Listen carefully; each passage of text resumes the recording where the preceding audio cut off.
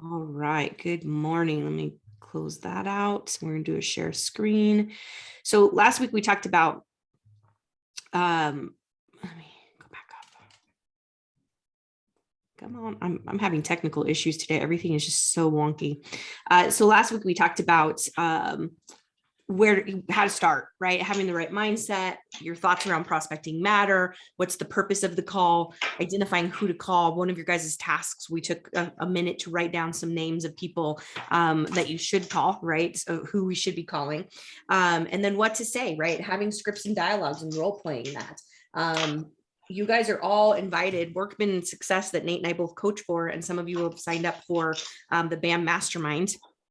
Monique, I'm going to go ahead and mute you. The BAM Mastermind, if you haven't signed up for that, I would highly encourage you to. It's all new content, same concepts that Workman teaches, but all new content, the layout, and it's just a good time to brush up on our skills. Market's starting to shift, right? And so we're starting to see things a little bit different for buyers. And so, I think that the under 400,000 market's still going to be very robust, but we're going to have to get good at what we did before the pandemic, right? And so I think it's going to be a really good time, for you to brush up on your skills with working with buyers. I feel like the word buyer agent has kind of gotten a bad rap this last 2 years because it's hard to work with buyers right now. And so if you haven't signed up for that, we're starting June 9th. It's not going to be a class format. It's a mastermind. We're going to do that in person. Some of you have said, hey, I've got vacation. I will allow some Zooming to happen with special circumstances if you're out of town. So you guys will have access to the videos, and then we're just going to come together and chat about what did we learn? What are we going to implement? So it's not going to be me necessarily teaching a class per se, but more of a mastermind. With that, we decided to change the time to 10 a.m. so that you guys could all participate. Workman does a live role play call every Thursday at 9 o'clock our time. So we want you guys to have access to that, especially during BAM. It's going to be run by coaches. There's an actual script. And so it's got a whole new format if you've ever taken a peek at that in the past. So you guys have access to that. And so when we talk about, the reason I brought it up is role play is important. Role play helps us to develop not only our scripts and dialogues, but helps us with objections, helps us convert, and just makes us look and sound better, right? And so I would highly encourage you guys to jump in on those calls. You can attend with our enterprise account there. You can be a part of that. Okay. And then we also talked about systems and tools. So today we are going to jump into section 2. If I can get my slides to advance. Hold on. I don't have this set right. That's why it's not working. There we go. Okay.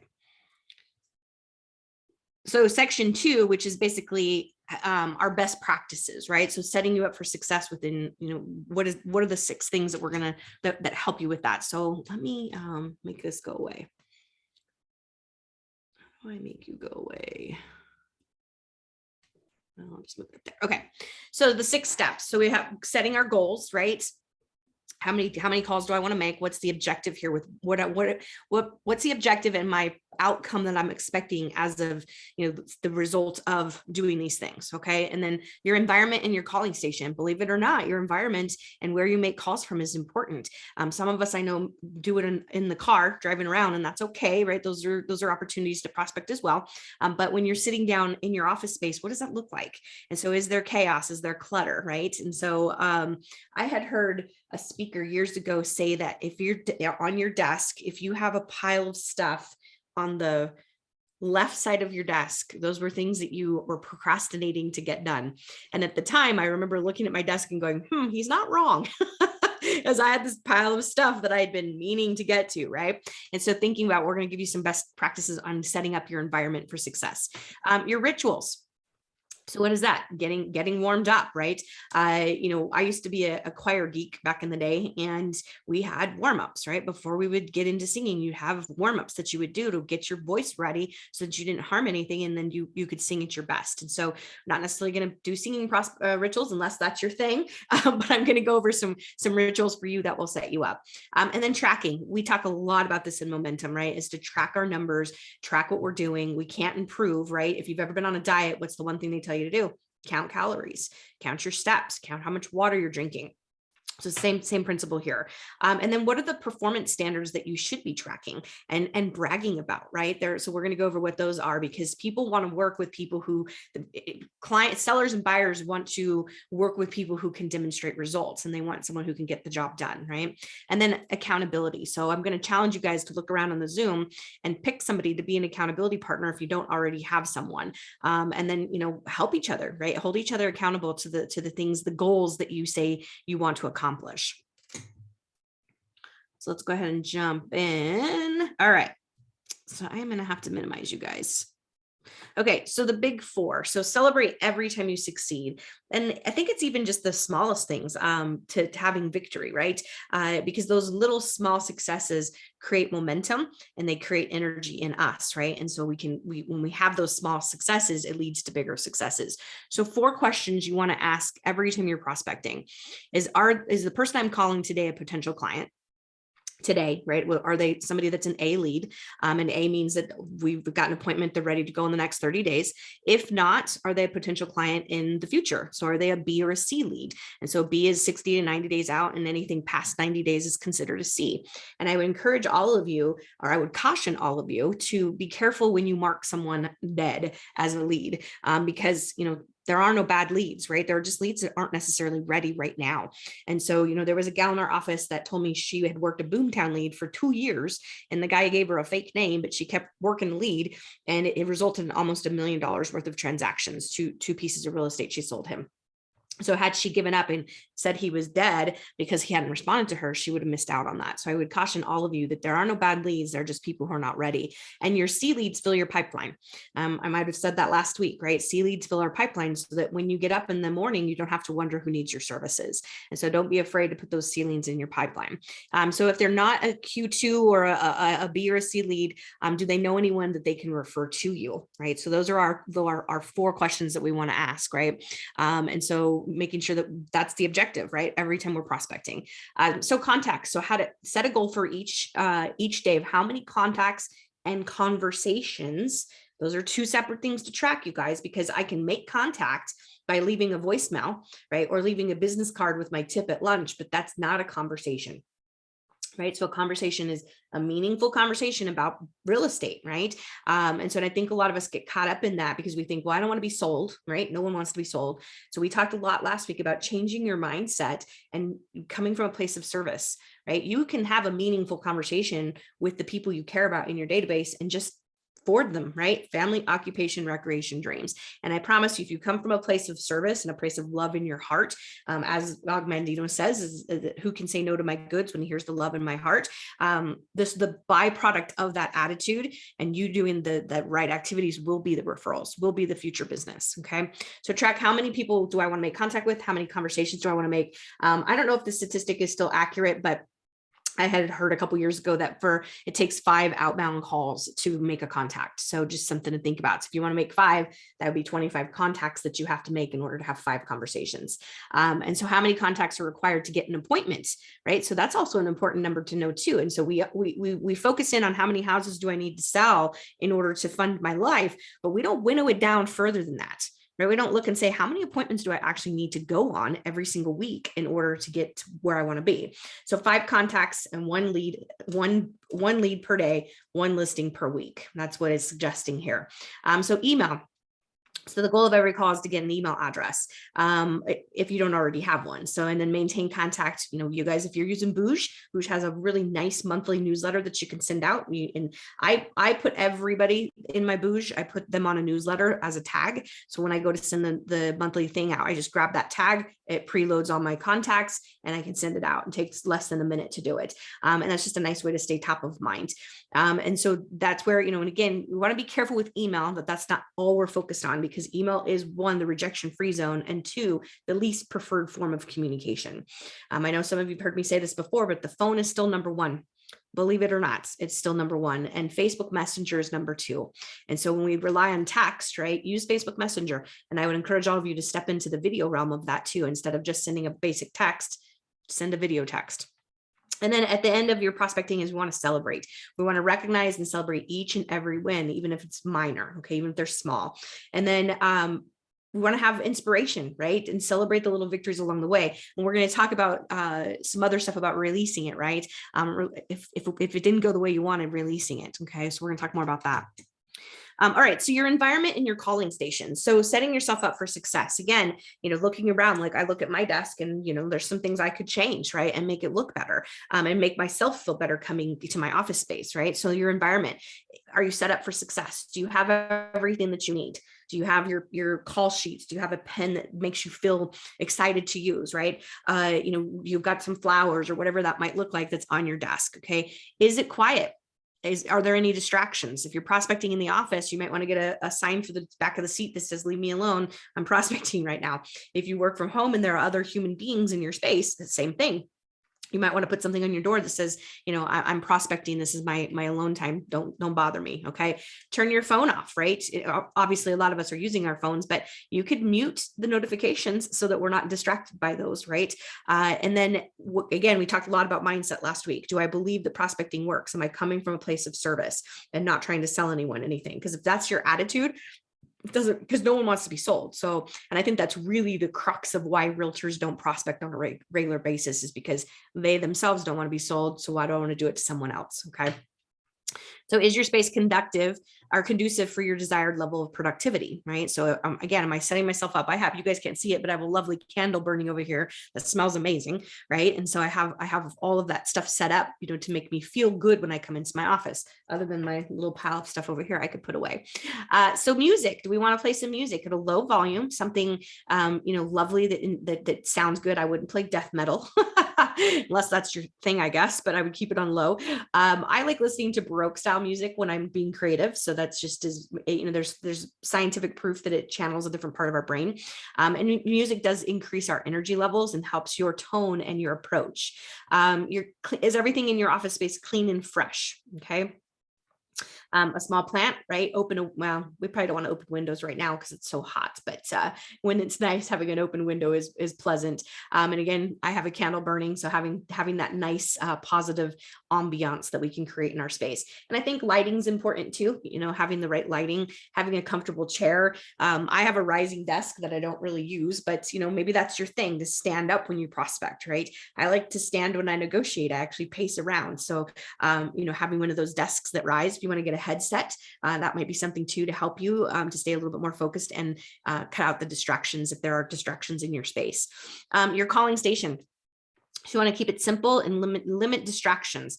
Have your computer, your phone, right? Your paper, if you're going to do paper intakes, or a notebook where you're going to keep notes of who you've talked to, right? Or tracking that.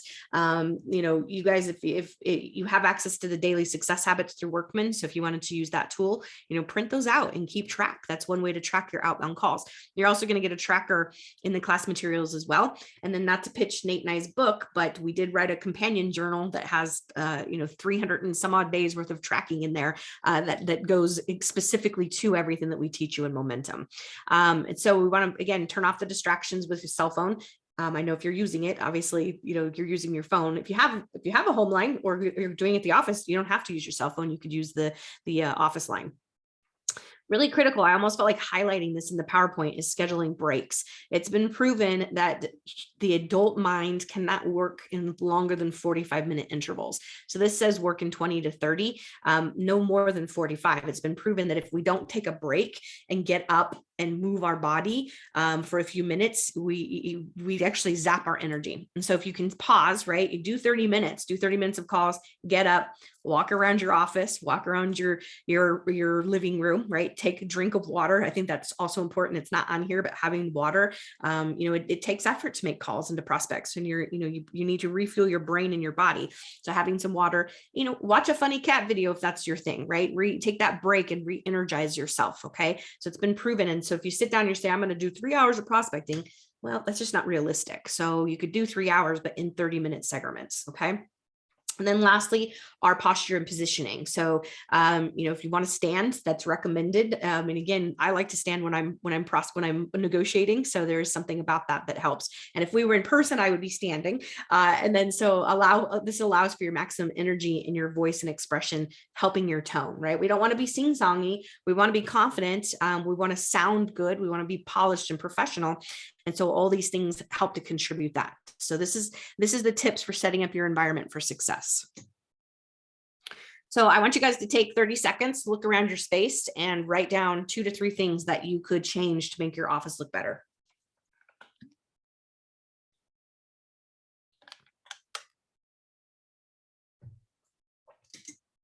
And if anybody want to share?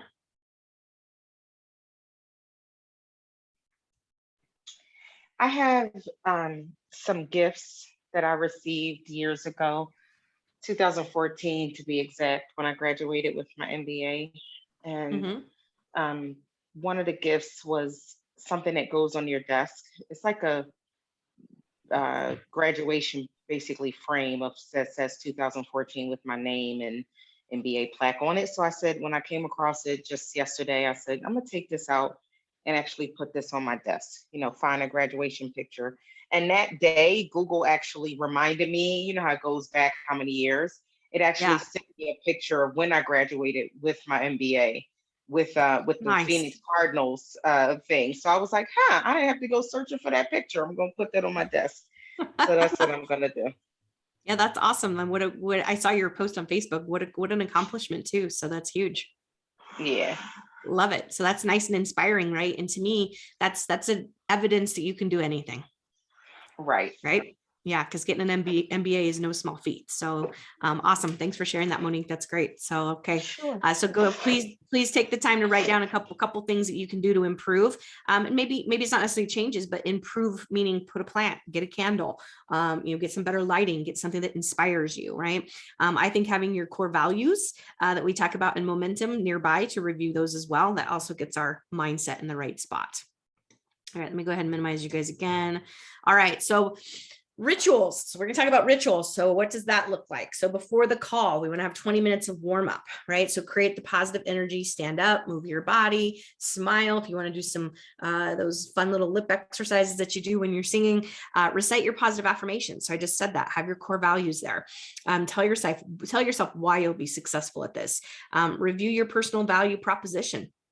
So why, in your mind, run through why should this person work with you? Why are you better than the competition? And then rehearse your scripts aloud for 10 minutes and just so that you can sound natural, right? And getting into flow of that. And then lastly is visualize a successful conversation for 5 minutes. So sit and just close your eyes, and maybe it's not 5 minutes, maybe it's 2 to 3 minutes, but just visualize the next, hour, 30 minutes of what that looks like. What's the desired outcome? I've started saying to myself, every night and every morning before I look at my email, that there's something good in my email.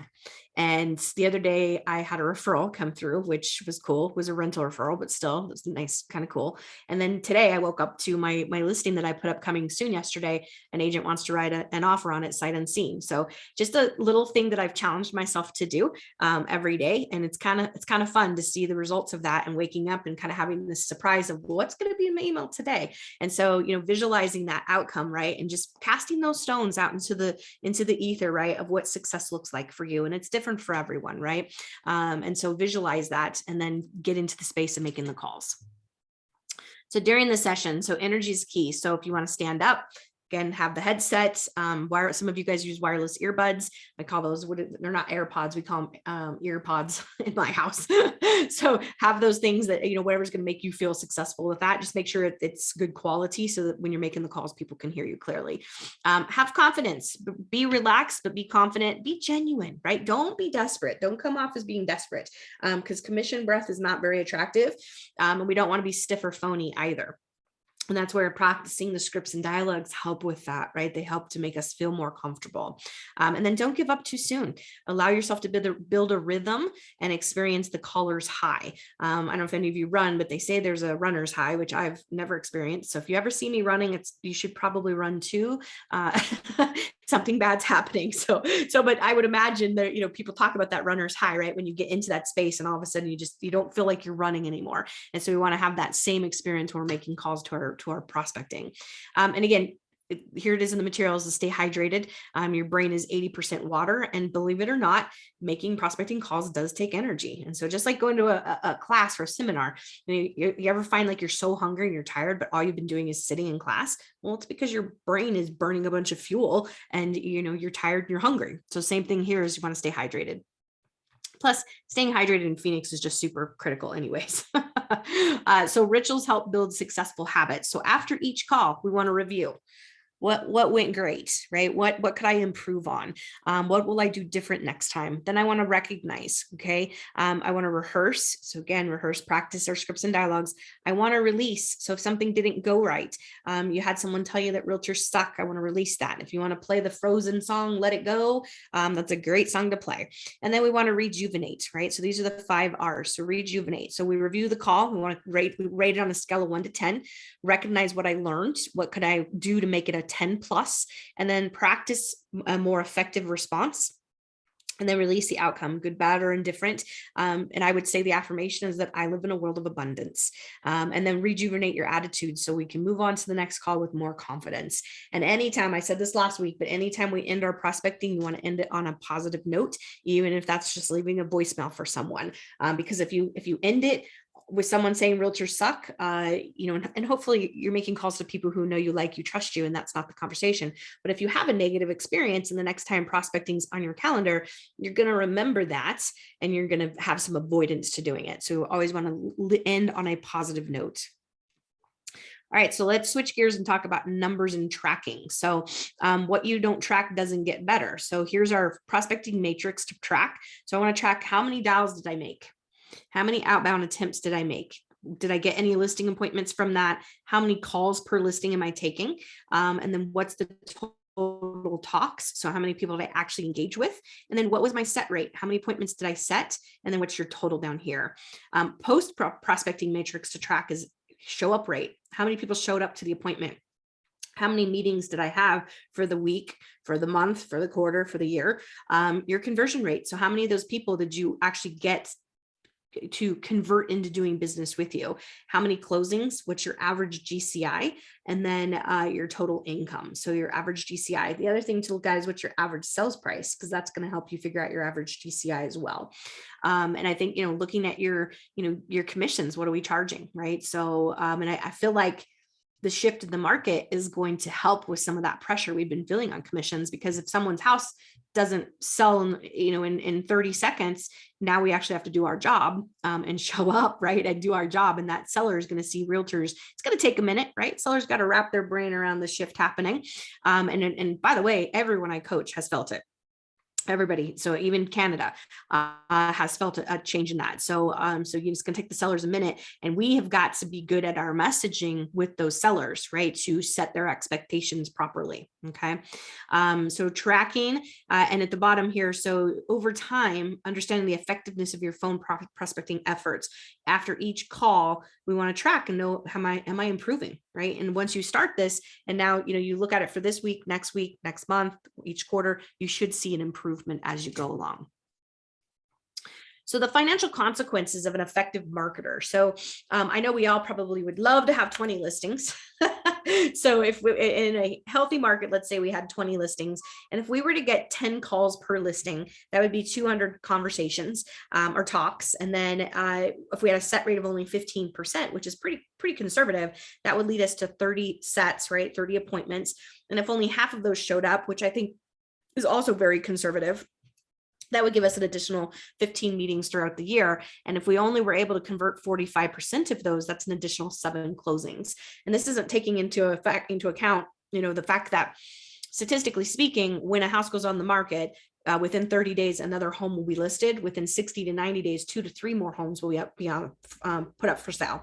I witnessed this in my neighborhood I just moved out of in Surprise, and you can add two additional transactions that happened because my house rented and another house rented. And so there were actually 6 transactions that happened in about a 90, well, I would say 4-month window of time. And so, we're not even looking at that, right, when we take these listings. So, and an average sales price right now, I mean, what are we at, about 400, 450 in Phoenix right now? Let's just say 450. And I'm going to be conservative. We'll say 400. 400 times. According to our list, the median house is 460,000 in Phoenix. 460. Okay, thank you. All right, well, let's go 460. 460, and I'm going to say 2.75 apples. That's $12,065. So 12,000, or I'm sorry, 12,650 times 7. That's almost $90,000 in GCI, just by being able to take the phone calls that come in. And by the way, when houses sell so fast, we're not getting those leads. And so I feel like this is an exciting time for you guys to see an influx of leads coming in, right? Because if a house sits longer on the market, gives buyers more opportunity to make the calls. And so if we're not getting, 10 calls, what can we do to change that, right? And just a little sidebar, don't forget to use, and I know we're talking about prospecting, but on your listings, don't forget to use your 7 days of free megaphone. That's social media ads that go out, and also your free 7 days of AdWorks. So if you don't have your account set up, the AdWorks, once you set it up, it's automatic. And so, if you don't have that stuff set up, get with Alex and get that set up, because, again, market's shifting. And so there's an opportunity to get more leads, right? And so we want to make sure we're utilizing those free tools that Remax has for you. So performance standards, so dissecting your transactional benchmarks. So LC, lead conversion, LG, lead generation. Okay, so we start down here, actually. I like to start at the bottom, as we have our attempts, and then we have our talks, right? So how many people did we actually talk to? How many appointments did I set? How many meetings actually happened? And then how many listings did I take and how many actually sold? And same thing over here on the buyers. So we have same thing down here, right? Attempts, lead to talks, lead to meetings. How many car rides? How many times do you have to take someone out? When Ben was on Nate's team, Ben Orozco, some of you know him, when he was on Nate's team, he would tell buyers, of course, this was a long time ago, he would tell buyers, I'm going to take you out and I'm going to show you five to six of the best homes that fit your criteria, and you're going to buy one of those. And it was so fascinating to watch him, because 9 times out of 10, that's exactly what happens. He would take them out one time, show them 5 or 6 houses, they'd come back, write an offer on one. Okay. And so how many times, and I think that's critical that we're bragging about that, because in the market, and again, you guys, it's going to go from insane to frenzied. So it's still, it's not going to come to a screeching halt. It's just going to change a little bit. Right. And so when we can brag about, when you work with me, I get offers accepted, right? And what are you doing to get those offers accepted? Okay. And then how many buyers actually close. And I think something that's not on here that I think is also bragging rights is days on market for your listings. Back in the day, we used to brag and say our listing sold for 101% above asking price. And so we could be touting those numbers right now. And I think also, so list price to sales price, days on market. And then with buyers, I think you should be touting how many home warranties you've negotiated, and if there are any seller concessions, because you guys, we could start seeing those again in certain price points. And so even concessions or repairs, right? We haven't had sellers doing any repairs, and all of a sudden sellers are willing to do repairs. And so we start to see those things change. And so those are bragging rights that are not on the slide, but I think are important for us to be talking about. So again, looking at the 13 key conversion rates. So I'm not going to, we kind of talked about this a little bit on the previous slide, but how many buyer calls are you getting per listing? And by the way, when you get that call that comes in and the agent says, yeah, 123 Elm Street, that's already under contract, thanks and have a nice day, that was a lead. And I unfortunately have heard that happen when I've been in the office, and it makes me cringe because we just missed out on an opportunity to convert that person. Okay. So what's our sales percentage? So list price to sales price. How many meetings per listing, how many sets per meeting, your talks, and then your dials. So we want to track the outbound calls, right? And then how many of those result in actual appointments. And the same thing with the buyer side over here. So we've got our dials, our talks, our meetings, our car rides, how many car rides turn into offers written, and then how many offers actually get accepted. Okay. So tracking. So I told you guys that you would get some tracking materials. So your monthly accountability standards. So use this tool to track your prospecting performance to find sellers. So again, pretty basic, right? You guys could take this material, this page, and you could put it into a Google spreadsheet if you wanted to.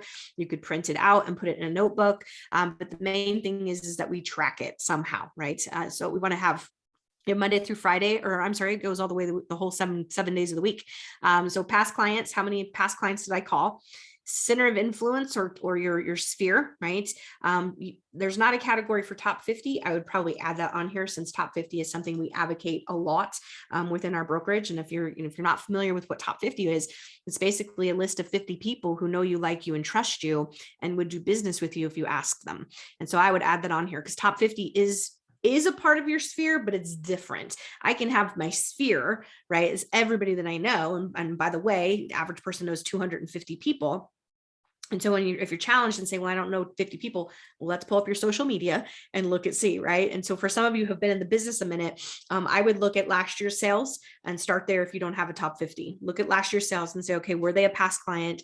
Have they done repeat business with me? Have they referred me? And then who did they know? Right? Who do they know that I need to know? That's a factor I would take into consideration, because if they work at a hospital where there's a lot of relocation and doctors come in and do a 3-year residency, well, in my mind, that's 2 transactions that could happen in a 3-year period of time, right? I sell them a house and I help them sell the house when they leave. And so that's somebody that if I know somebody in that position, I want to go rub elbows with them so that I have an opportunity to be a part of their sphere as well. So sphere is everybody. Top 50 is a winnowed down A++. These are the people you would invite to a wedding, to a backyard barbecue, to take to a Suns game. So these are your top VIPs, if you will.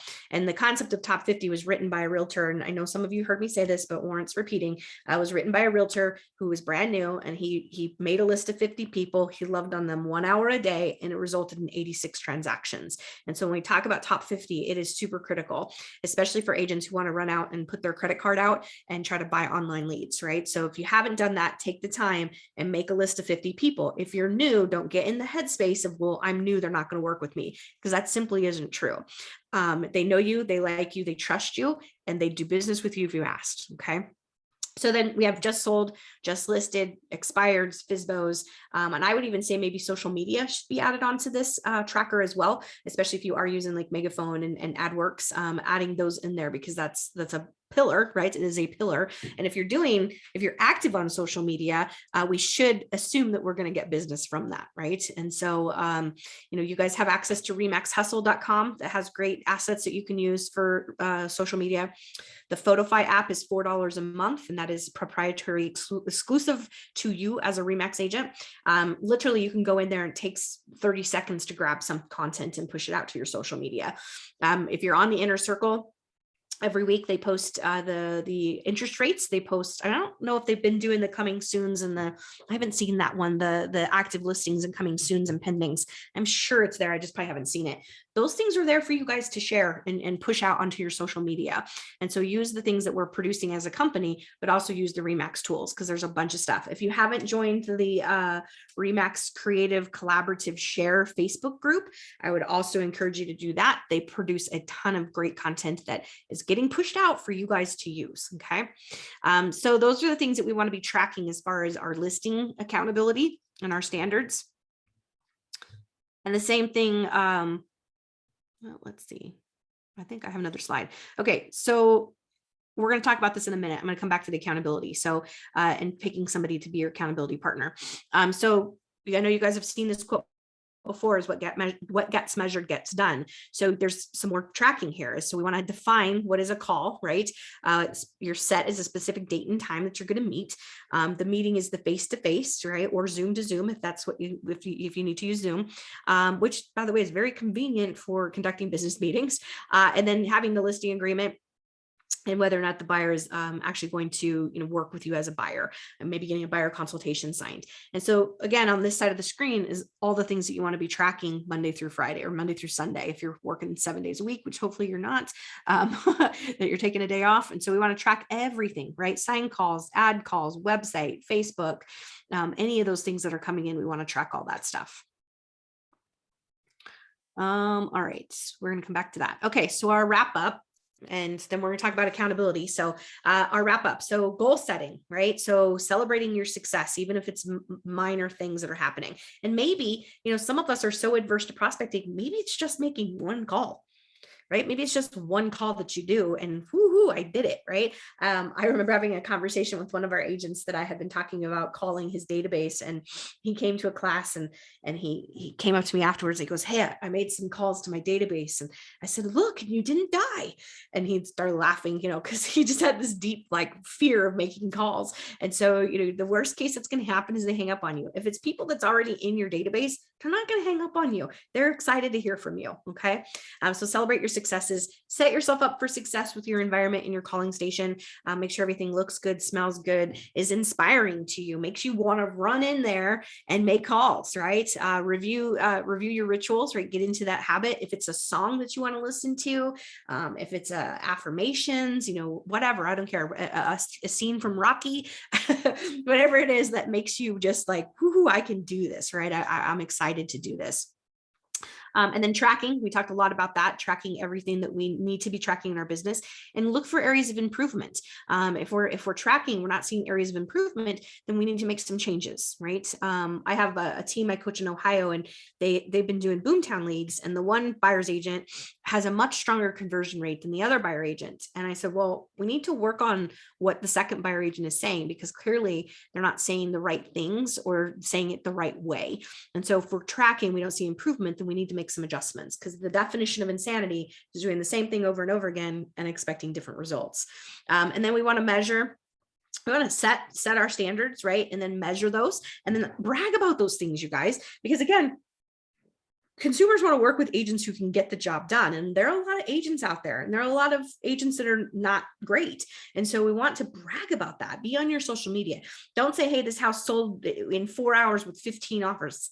Stop that. Stop those messaging, because it's doing a lot of damage. It tells people, and I've said this before, it tells people, I don't need you. It puts off buyers because they think I can't even get involved in that, right? Because I'm going to get beat out. And right now there's some buyers that have gotten beat out, right? With the interest rates going up. And it also does nothing to protect our commission and defend our value when we talk about that. So instead, use your performance standards. Hey, I took this person out, our first trip out, we wrote an offer, aggressive. This is how I got it accepted, and end it with positive. This can happen for you.